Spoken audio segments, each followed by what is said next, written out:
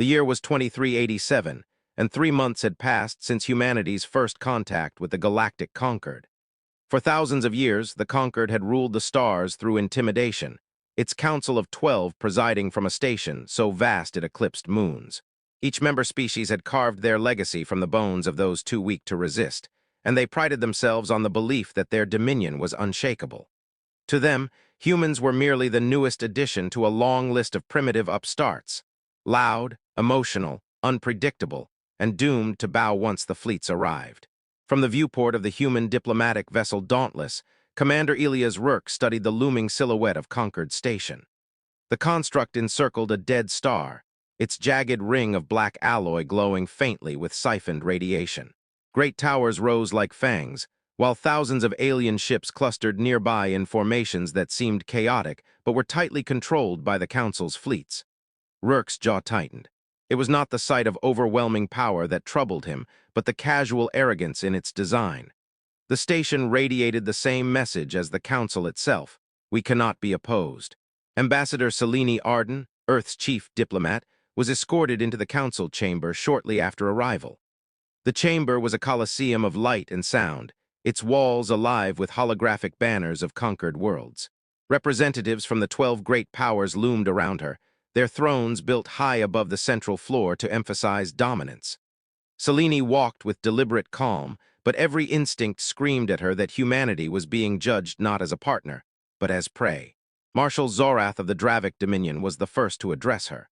Towering at nearly 3 meters, his scaled frame glistened beneath obsidian armor etched with victories older than human civilization itself. His voice rumbled through the chamber. Humans are frail, slow, fragile. You should be grateful we allow you even the dignity of existing in our presence. You will receive a barren moon and obey our laws. That is mercy. The Clither Swarm's emissary clicked its mandibles in cruel laughter. Its chitinous body shone beneath the glow of the Council's lights, its multifaceted eyes reflecting a dozen angles of disdain.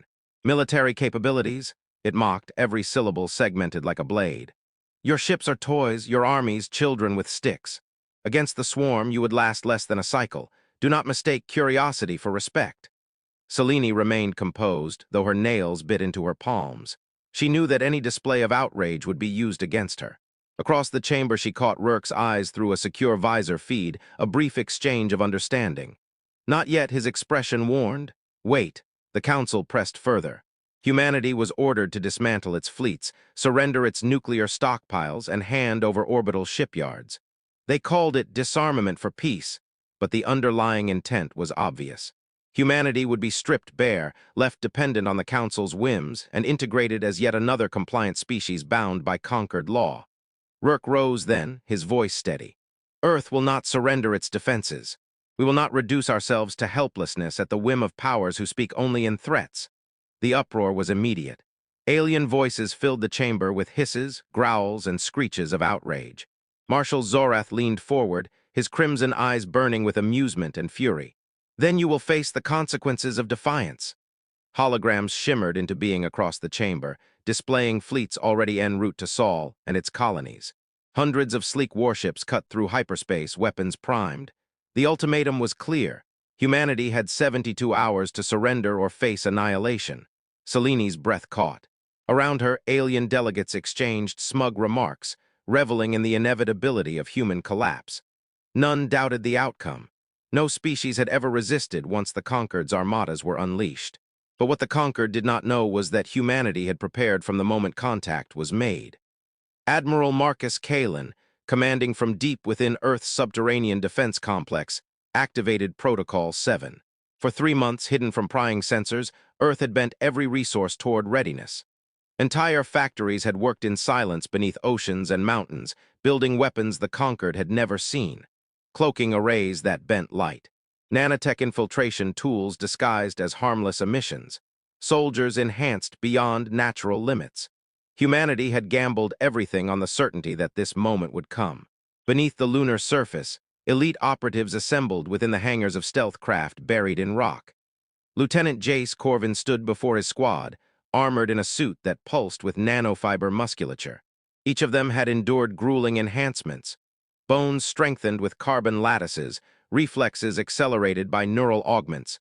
their blood seeded with microscopic machines. Where the conquered saw fragile prey, here stood predators sharpened by desperation. Corvin's voice was low but steady. "They think we're prey. Tonight we change the story." Hours later, the conquered fleets began to notice irregularities. Energy spikes appeared where no ships were registered. Minor systems flickered offline without explanation. At first, alien commanders dismissed them as human tricks, sensor ghosts, irrelevant noise, but then entire destroyers went dark. Engines failed without warning.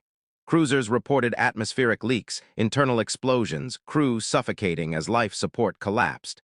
The truth was already crawling through their ships. Corvin's team and dozens of others had infiltrated through maintenance shafts and docking hatches left unmonitored, exploiting arrogance baked into alien designs. They moved unseen, disabling systems with surgical precision. A ventral reactor coolant pipe severed here, a comms relay overloaded there. To the aliens, it looked like chaos. To the humans, it was orchestration. On one Dravik warship, a commander barked orders as alarms blared. But his voice was drowned when shadows moved from the walls. Corvin's squad emerged, striking with precision. Before the Dravik could raise weapons, the bridge was theirs. The humans did not slaughter indiscriminately, they captured, controlled, repurposed. Soon the ship's systems were turned against its own allies. Across the fleets, alien officers struggled to make sense of the collapse. The Clither emissary in the council chamber twitched in agitation as reports flooded in, its mandibles clattering in frantic denial. "Impossible," it whispered. "Primitives cannot do this." But then the unthinkable came. Marshal Zorath's flagship fell silent. Gravity failed, lights sputtered. On his own command deck, Zorath found himself staring at human operatives who had breached his sanctum, their weapons steady, their eyes cold. They shackled him to his own throne, forcing him to watch as his ship broadcast an image to every fleet.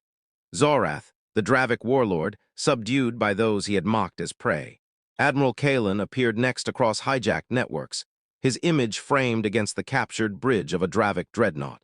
Behind him, humans and even coerced alien technicians worked together, dissecting systems with unnerving speed. "You thought fear would break us," Kalen's voice thundered. "But you gave us your fleets, you gave us your tactics. You gave us the tools of our victory. Humanity does not bow, humanity learns, humanity adapts." The conquered chamber fell into stunned silence. Alien rulers who had spoken only in threats now sat rigid in disbelief. The Clither emissary's collective mind quivered with fracture, its drones trembling as individuality surged through the hive for the first time. Other species whispered among themselves, seeing for the first time that the galaxy's old order could be broken. Within hours, 15 warships were in human control. Alien technology was not only captured but improved. Human engineers retooled shields to recharge faster, weapons to fire more efficiently. Every hour that passed, the balance tilted further. Zorath's humiliation spread like wildfire. To see a warlord chained, his fleets collapsing, shattered the illusion of conquered invincibility. Across the galaxy, suppressed races who had long resigned themselves to obedience began to whisper. If humans could humble the conquered, perhaps the galaxy was not immutable after all. Admiral Kalen issued humanity's terms. Earth would not submit. Humanity would stand as equals, offering alliance but refusing subjugation. It was not conquest they sought, but recognition. And with fleets compromised, order unraveling, and hope sparking among the oppressed, the Council had no choice but to yield. 6 months later, the galaxy was changed. Humans sat in the Chamber of Conquered not as vassals, but as equals. Dravik warriors trained alongside human marines. Clither drones, once bound in mindless obedience, now embraced individuality inspired by human defiance. Joint fleets patrolled the stars, their banners no longer symbols of fear, but of fragile cooperation. When the Vargas marauders rose from the rim, threatening to impose their rule through slaughter, it was not a fractured conquered they faced, but a coalition united by humanity's example. For the first time, the galaxy fought not under domination, but in shared cause. And in schools across 1,000 worlds, human children studied alongside alien hatchlings, their laughter echoing in languages once divided by fear. Together, they prepared for a future unimagined by their ancestors. The galaxy had once laughed at humans, dismissing them as fragile, volatile, doomed to bow. Now every corridor of power whispered a new truth. Humans were not prey, humans were not fragile, humans were the storm. And the stars themselves had been forced to bend.